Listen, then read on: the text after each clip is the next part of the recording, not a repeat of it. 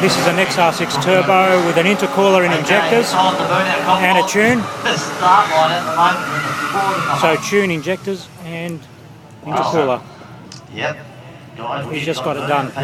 He's run 12.6 before. Oils burnout pad we're talking about. So he says. Yes, High-Tech Oils, of course, a great name, and of course Australia's made, and just around the corner is where you can get them. And look for it in your shop. I'll tell you what, it does do a great job, and of course, you can't complain about it.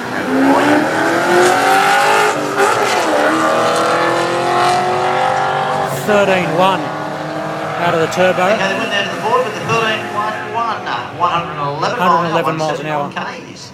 And the Commodore there with the 22.3.